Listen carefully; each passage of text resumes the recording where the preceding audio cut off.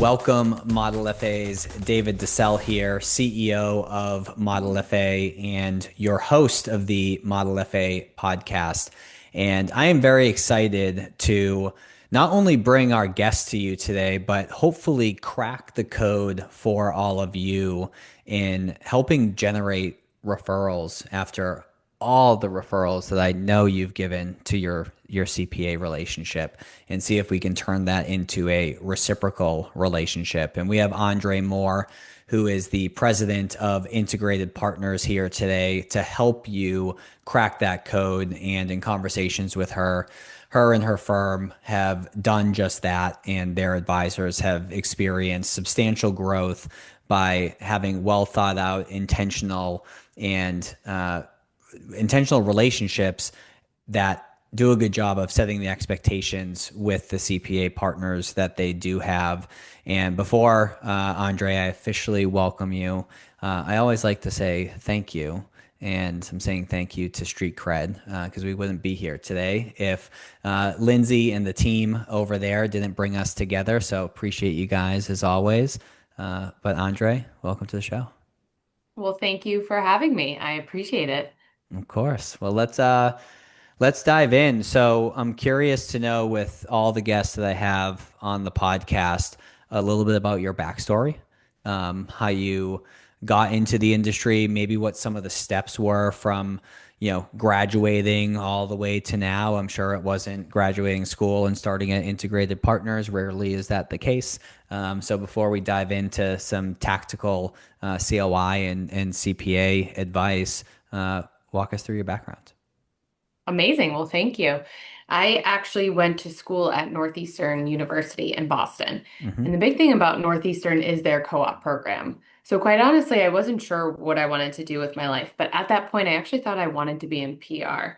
And the Street Cred team and I joke about this a lot because I did my first PR internship at Pioneer Investments. And while it was an amazing experience, I said, probably don't want to be in PR. So I quickly pivoted over to marketing, and I was lucky enough to start interning at an RIA in Boston. A close friend brought me into that business, and I'm so blessed that she's actually our chief compliance officer here at Integrated today. But I loved the idea of finance and that our advisors are having deeply impactful and meaningful relationships with their clients and helping them live a life of fulfillment. And so from the beginning, I've always loved this industry and how advisors are helping solve the problems that their clients are facing. So I got into the business in marketing, but quickly realized that I am a operational minded person and I love to solve problems. I always focus on like what are the multiple solution sets here. I always say to my team, everything is figure outable and how do we figure out things in the right way. So I got into marketing but quickly just wanted to learn more from others across the organization, and I took a quick stint and moved to New Zealand for a minute because I realized I've got to have, these are the one opportunities to take advantage of not having a lot of responsibility on our Hmm. plate. But it was a great way for me to learn and grow as an individual and then come back and ultimately finally join Integrated about 10 years ago and started back in marketing. But as I saw all of the different components of what was going on at Integrated, I quickly got into transition. And that was great because I got to see the whole organization and how everything fits together and where there were opportunities for improvement. And, we live by a model that there is no end to better. And so it just allowed me to continue to learn about our amazing organization and try to support people as we grow and evolve. Well, I like your background at Northeastern. Myself, growing up north of Boston, I was actually in Boston yesterday. Literally a 27-hour trip, Wellesley to be exact. I made sure at the airport because basically it was leave the airport, go do the workshop, go back to the airport. There's illegal seafoods in the airport, and I'm not a fan of the Florida seafood. I am a fan of the Boston seafood, so I did that. And I wasn't planning on bringing this up, but you had said something that I would love to ask you about. So, in your role in marketing at the various stages that you mentioned. You said, a friend of yours is the compliance officer. Usually, marketing and compliance is like oil and water. I'm curious to know how you've been able to, how you were able to like navigate and ensure that there's momentum being created from the marketing side of things without being, call it, governed, so to speak, too much by compliance. It was our chief compliance officer and others across our organization. We always talk about asking really good questions. So when, it does happen quite frequently, marketing has an idea, compliance does not like that idea. But our compliance team, and I would challenge, other marketers as well to ask good questions. What are you actually concerned about? What is the business risk to us trying this or doing that? And how can we solve for that? What can we do to make you and comfortable? And maybe it's not something we have to do forever, but what do we do at the beginning to get you comfortable with the strategy that we're trying to implement from a marketing perspective?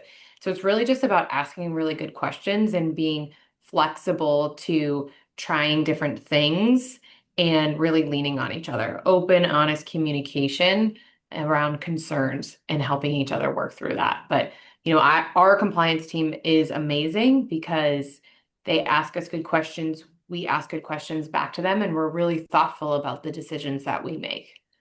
And to your earlier point, um, it's usually figure outable. So the only way to figure it out is to be able to ask questions and understand, well, why can't we do this? What needs to happen for us to be able to do it? What disclosures do we need to have? What words or phrases do we need to avoid? Things of that nature. So it sounds like it's sort of an ethos of the firm of, the answer isn't no, the answer is why, so that we can understand, moving forward. So, for those who haven't heard of integrated partners yet, um, give us a sense of like size and scope. What do you guys manage? How many advisors do you have? What does all that stuff look like? Yeah, so we have 21 billion in assets. We are a national RIA. We have 212 advisors and about 200 CPA partners within our ecosystem. But to your previous point, what Integrated is really known for is helping the entrepreneurial minded advisor build the business of their dreams, most specifically through monetizing a CPA partnership and helping our CPA firms monetize their most trusted advisor status. So, when you say your 200 or so CPA partners, define partners for me. Like, is it like official, we're papered up, where there's a partnership? Is it a play on words for COI relationships? Like, to what degree is that partnership exactly? Great question. Official, we are papered up partnership. So the way that our program works is our CPAs are solicitors to Integrated. And that is simplifying it significantly. Hmm. But so they are, it is a papered up partnership. We do have COIs that are part of our ecosystem that are not, I'll send you a referral, you send me a referral, but it is not a formalized partnership. And so we use the word partner because that's truly what it is. They have understood our story and our process, and we are committed to building something together. I love that. One of the things that we suggest for our clients is to do something similar because, for lack of a better way to put it, our thought is, and I assume you guys think the same thing, which is why you've structured it the way that you have, is that humans run on incentives, and the incentive of goodwill back and forth only gets you so far. Um, Whereas if you're getting compensated in a recurring fashion and it's not creating a ton of additional extra work outside of, presumably the introduction, and they start seeing that hit the bank account, they're more incentivized and more likely to continue to refer business. And frankly, there's a play on, hey, this is going to help increase the value of your CPA practice because of the additional recurring revenue. So I'm glad that you guys have taken the step to like officially partner folks together. So let's say an advisor joins the company. Um, is that something where, hey, we already have a CPA in your area typically? Or is it now that you're with us, let us teach you slash let us do it for you to find a CPA in your local market and initiate this partnership? Like what's the flow of that? Great question. It is traditionally the latter because a big part of these partnerships is the relationship. We are in a relationship business, so we need to ensure that we're partnering the right advisor with the right CPA. You've got to be similarly minded. You have to like each other and want to grow and evolve together. Because to your point earlier, CPAs that aren't being compensated, CPAs that don't make this a part of their process, when you do not have a structured approach, they forget. They're busy people. We're busy people. And so we forget to make that introduction or reach out and check in. And so much of what has made our program successful is the systemization of it. And you have to know that you want to spend this amount of time with this person and integrate your two businesses and grow together. So, there will be times we have CPAs, but most of the time it's okay, this is an advisor, this is who they are, this is their business model, their ideal client, and let's go find the right fit for them to make that process more effective. So let's start with the end in mind before we get tactical. Give us an example or two, or however many you'd like, of an advisor joins and they have X amount in AUM, and you link them up with a CPA, help them find that CPA, you initiate that partnership, you fast forward whatever time frame you want to use, a year or two or three, whatever. And they started with X, and as a result of that relationship, they're now at Y. What are a couple examples that are top of mind for you? It's double or more. Right? When we talk to our advisors that want to get into the CPA program and partner with a CPA, you have to want to double your business. Not double the business by doubling the amount of clients, but you want to double your business by working with higher net worth, more complex clients. And a lot of times advisors, you continue to get referrals to a client that looks like your existing client. So if your average client right now is $1 million, who in your network has access to 10, $20 million clients? Sometimes that's not really easy. And that's the purpose of the CPA program, is to get our advisors working with more complex clients, but less of them.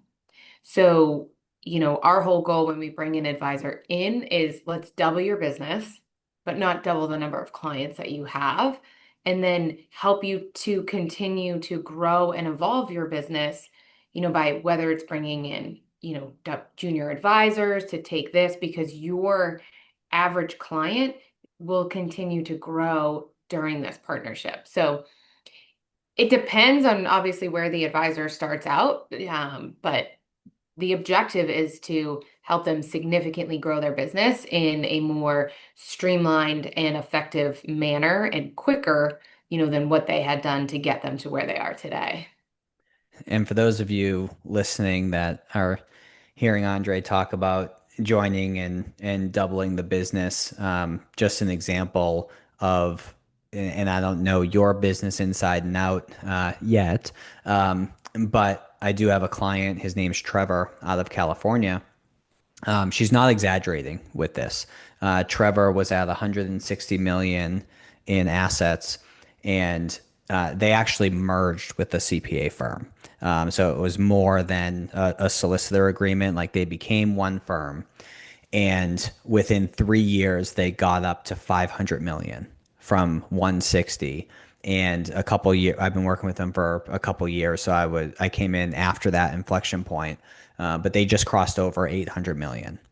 So for those of you who are sitting there being like, I don't know if I believe that, like I literally have gotten maybe a referral from, a CPA that I've given 20, 30, 40, 50 referrals to.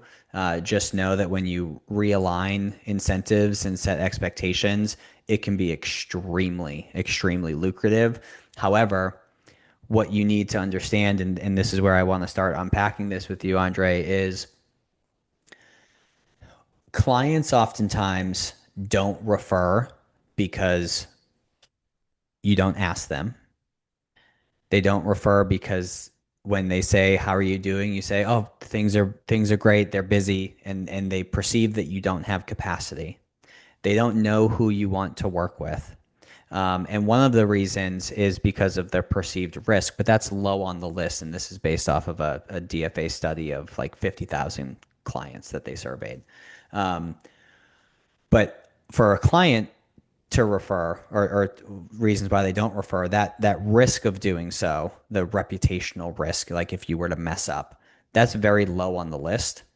But with the CPA or COIs in general, that jumps to the number one reason why they don't refer is the risk of ruining that relationship, which is why I think, based on your partnership model with them, you're not just like, yeah, we'll pay you for everyone that you send over to us. It's more deep and intimate than that, where they get a good understanding of the story of the firm, the capabilities of the firm, the types of clients that you work with, and they're deeply integrated into the ethos of the company to then decrease that perceived risk in doing so. Am I on the right track with how you guys start these relationships?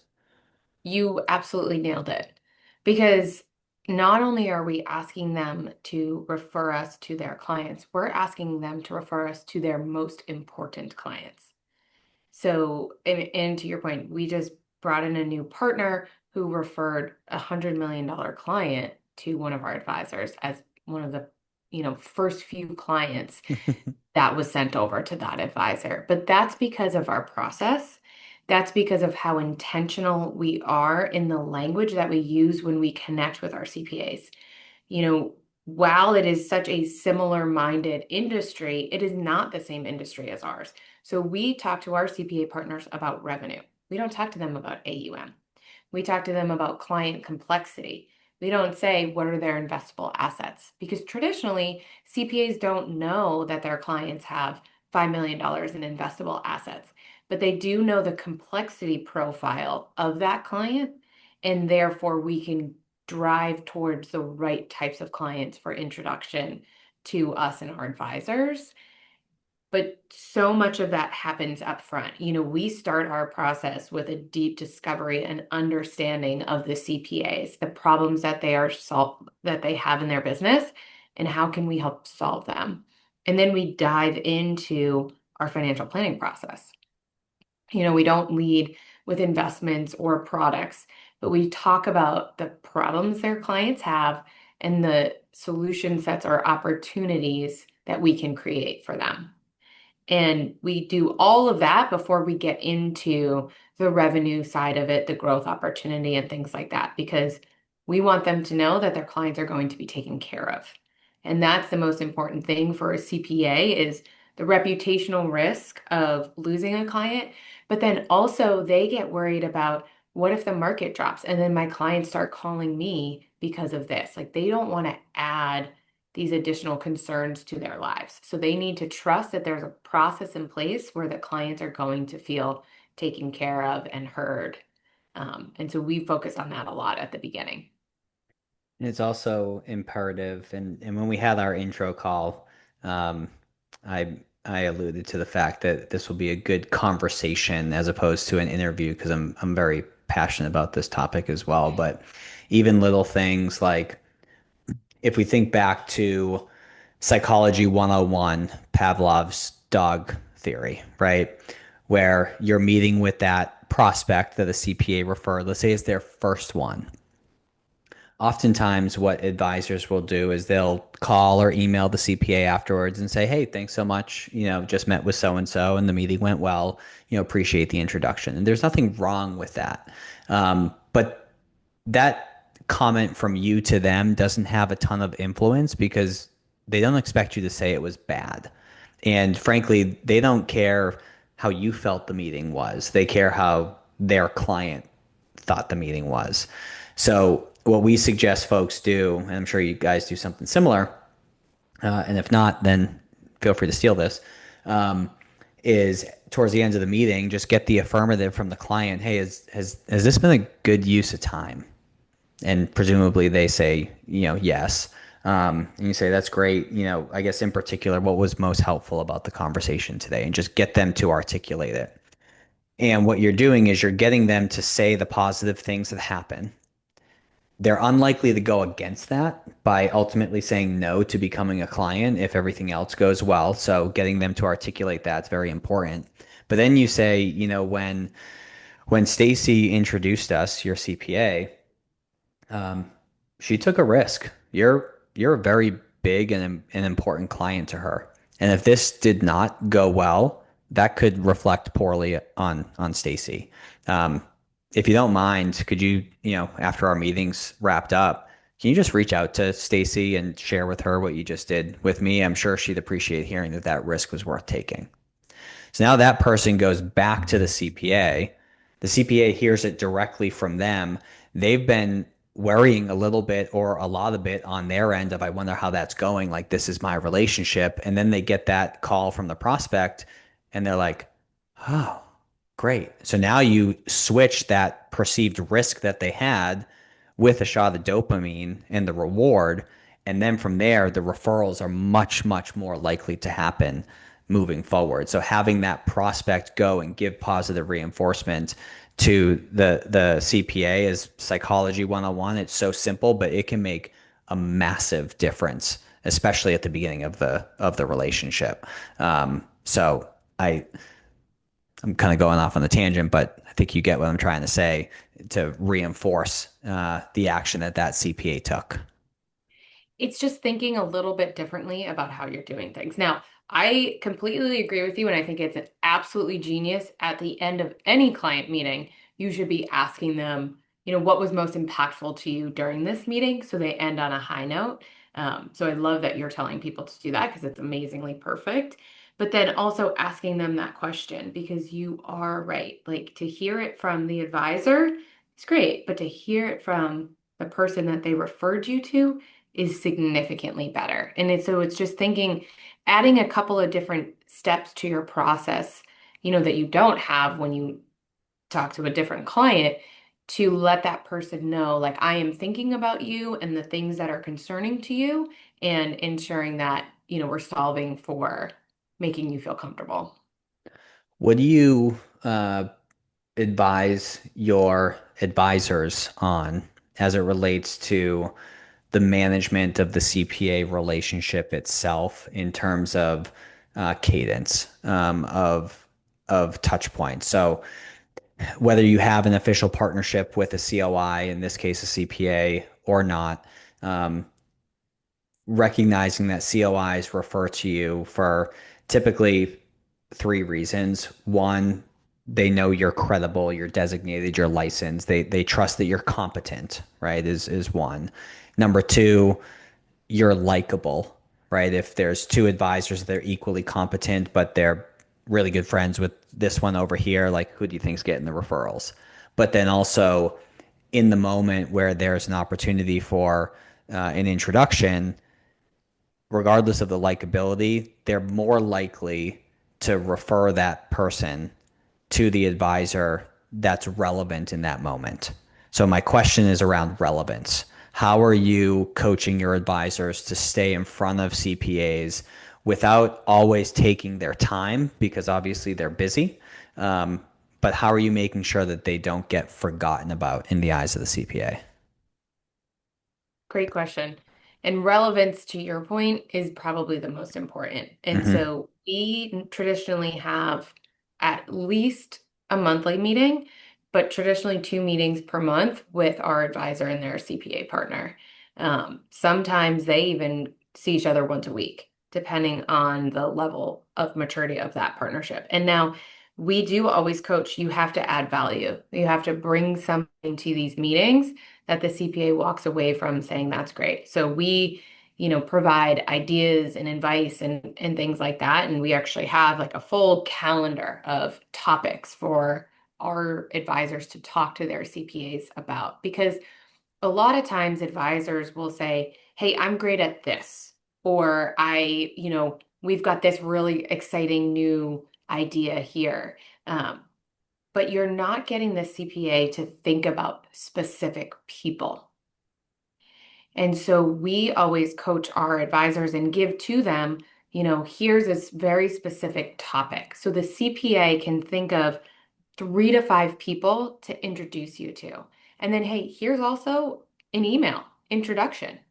Because the other thing is CPAs are not natural marketers. So they need that additional step of how do I make that introduction to an advisor? Traditionally, they don't want it to sound salesy. So, we help them craft that language as well. So you've got to take those steps, but then the CPA leaves saying, hey, I did this extra work for my clients. I maybe learned something, but I'm making my clients stickier and this meeting was valuable. So at least once a month, but twice a month if you can do it, but you need to be bringing new ideas with actionable steps.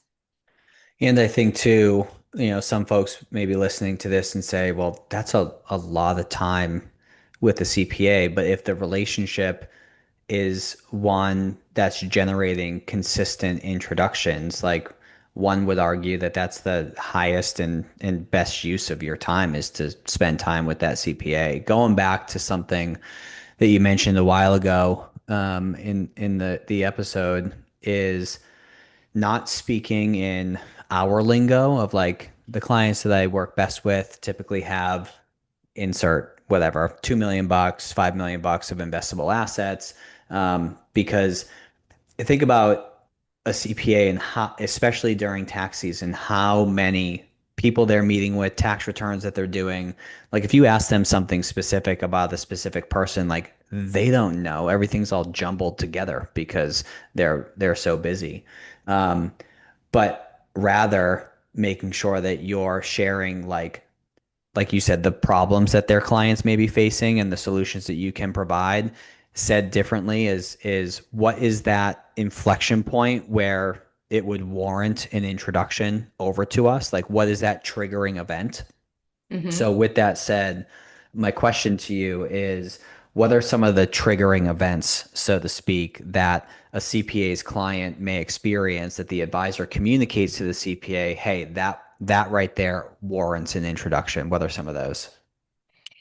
I mean, some of them we talk about, business owners. A lot of times advisors want to work with business owners. So, who of your business owner clients are concerned about retaining key employees?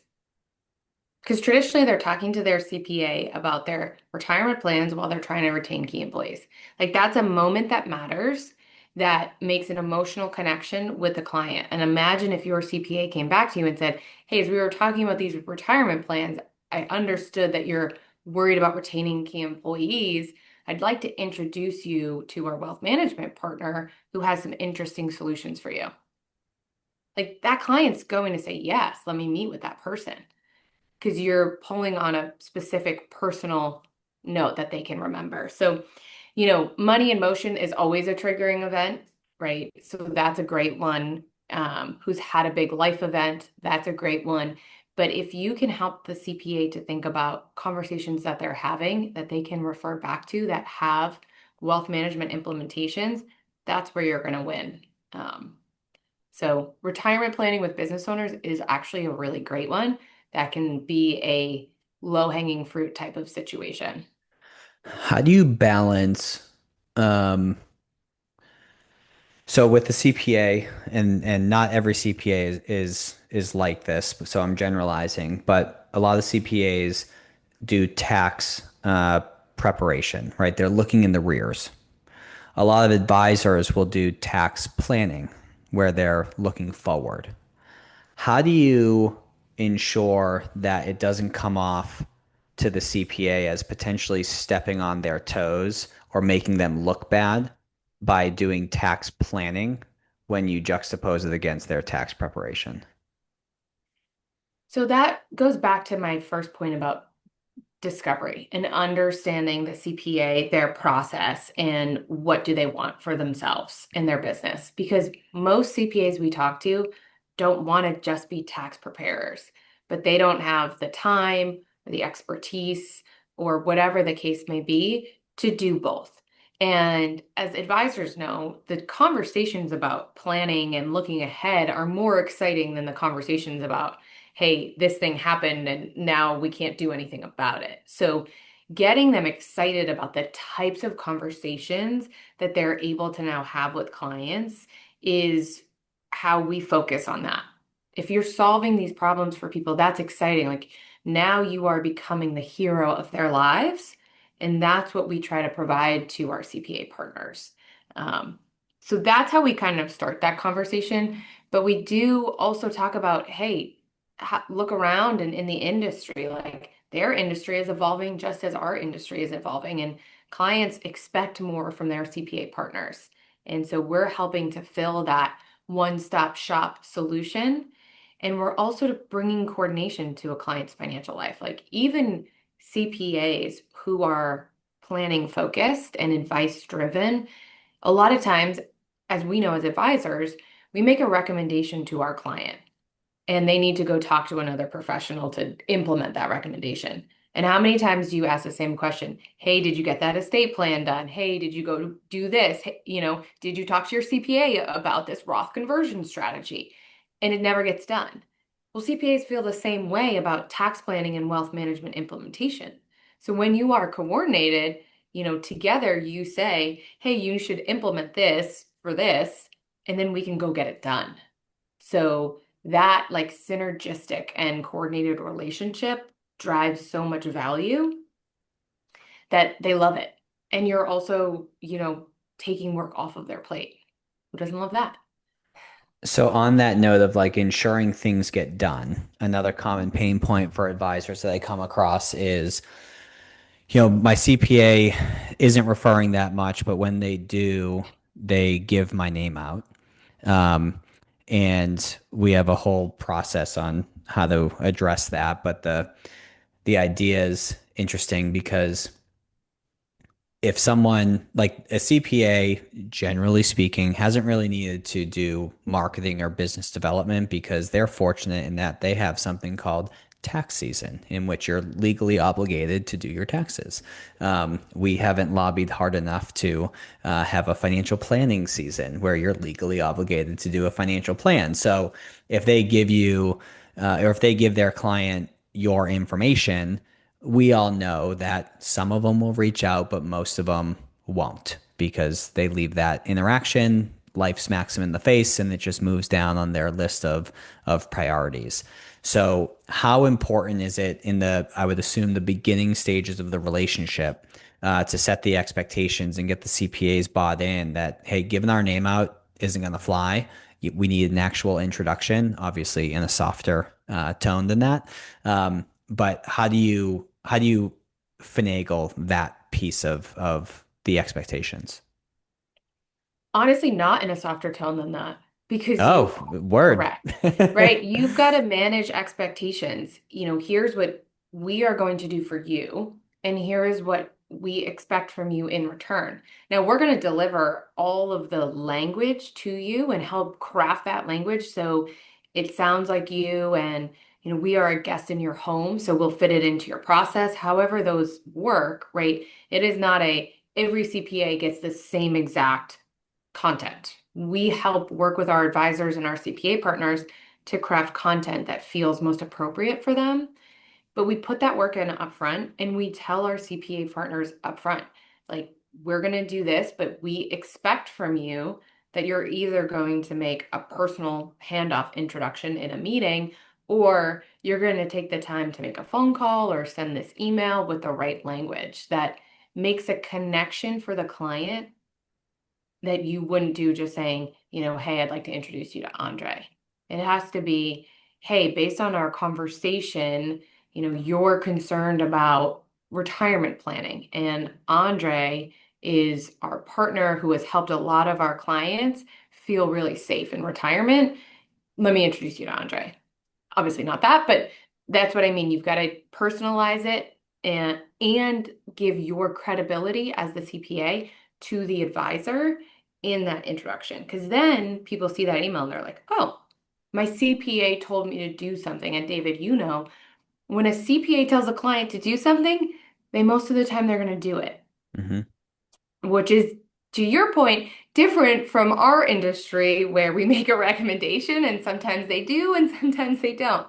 But so it's leveraging that CPA. I mean, every single year, CPAs are voted a client's most trusted advisor.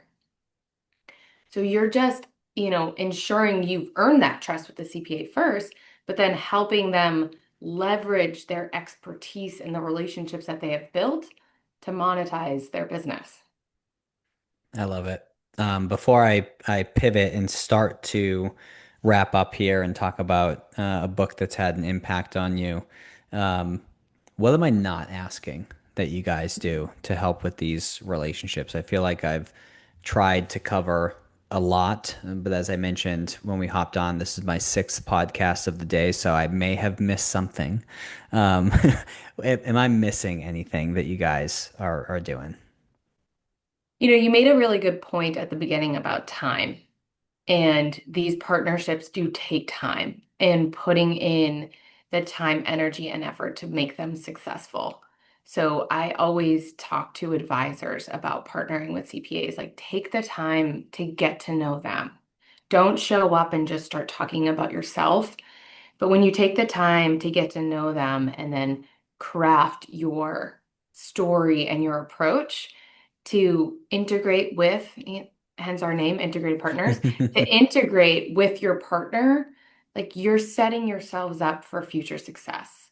Um, and so much of what we do is around that coaching on how to be and how to work with, like how to be a great partner, but how to work with the CPAs. And so that's a really important component of what we do. I do have a question that I just thought of. So do you guys have parameters where it's like, I don't know how you look at the CPA firms, but there's at least X amount of CPAs. The firm has at least X amount of clients. This is the demographics of the clients. Like, how do you filter out firms that may not, where the juice isn't worth the squeeze? Do you have parameters around that? We do. And, the right types of clients, business owners, high net worth individuals, people with complexity. If you're doing transactional 1040s, that's not a good CPA partner for anybody, quite honestly. So we do focus on, the makeup of their business and the types of clients that they work with. But the next two pieces are more philosophical in nature in how we select CPAs out. The first would be, are you growth oriented? Are you open to ideas to grow your business? Are you going to put in the work to do this? And then the second is, what is their process with their clients? Like, do they truly have good relationships? So we ask deep questions about their clients and things like that to know, do they know their clients well? Are they really doing the planning that they're telling us that they're doing? And things like that to ensure that we're going to get access to the types of clients that we want to work with that we can best serve. So yes, numbers know their business, but then know who they are as people and do they truly want this? What's the initial outreach look like? Phone call, email, letter? How are you kind of teeing up that first, touch point to generate interest and intrigue to actually meet with, you guys slash the advisor themselves? Like, what's that first step once you've identified the firm or firms that you're going to target? A lot of times it is a phone call. Phone call more so than emails. Hmm. It's just they can still be old school. Yeah. So a lot of times it is a phone call, and then we do, follow up with emails and things like that. But I would say pick up the phone, but then talk to the CPA about the value that you can provide and ask them questions about the problems that they are facing. So, and I'm putting you on the spot, so forgive me, but like, I'm thinking, okay, pick up the phone, CPA answers. Then what? Like, what's the opening to where they're not just like, I don't have time for this. Like, how are they kind of softening the first few seconds? You're asking to give away the secret sauce. I love Just it. a little smidge, Andre, a little smidge. Yeah, I mean, are you looking to add more value to your clients? Are you looking to create better relationships? Are you looking to become the hero of your clients' lives? Cool. I'll leave it at that. I Something won't that give is away unexpected, it. unexpected, not within the language of our industry. How's that? Good. I won't keep pushing, but I wanted a little something. Okay. Hopefully Cool. that worked. It does. Cool. So one of the questions that we ask all of our guests is a book that's had an impact on them. And this is actually my autobiography. Uh, It's about to be. so all jokes aside, the title of the book is Trillion. I'm getting delusional. Trillion Dollar Coach, the leadership playbook of Silicon Valley's Bill Campbell. Talk to me about the impact that that's had on you and why you chose it. Well, as you know, since this is your life story, what is so profound about the book, as a leader, is people. It's always the people. Process is important, tech's important. All of these things are important to running an amazing organization. But at the end of the day, it's the people. The people create the problems, the people solve the problems, the people create the culture. And that's what I love about this book. It's amazing insights from Apple and Google and all of these, companies that we all look up to. But at the end of the day, it is just such a perfect reminder of the people and getting to know your team and leading your team with intention. So I love that book. I think about it a lot as I am in my role and the importance of making people feel seen and heard and valued on a day-to-day basis. Love it. Well, if I'm an advisor and I say, well, I want to double my business, I'm interested in this particular strategy in doing so. Um, I guess I have a two-part question. I don't want you guys to get bogged down. I want to be respectful of your team's time. So, what would you say an advisor needs to have at least X in whatever revenue, AUM, whatever kind of the metric is, to where it would be a good fit, as opposed to like maybe a brand new advisor isn't a good fit. So, I want to make sure we're qualifying some folks. And once we qualify those folks, where do you want to send them if they're interested in chatting with you guys? Yeah, I mean, we are best for advisors who are looking to grow their business and, take ownership of their story and the building of their business. 100 million and above, right? Hmm. The right type of person is always the right fit for us because our culture is so important to us. And if you want to learn more, just go to integrated-partners.com and click on connect with us. Awesome. Well, Andre, this has been a pleasure. It's also been fun and productive. So I appreciate your time today on a Friday afternoon. For everyone listening, appreciate your time and attention as always. And thank you to Lindsay and the folks over at Street Cred for bringing us together. But Andre, appreciate your time and thanks for hopping on today. Thanks for having me. I think we cracked the code. I appreciate you. Take care. Bye.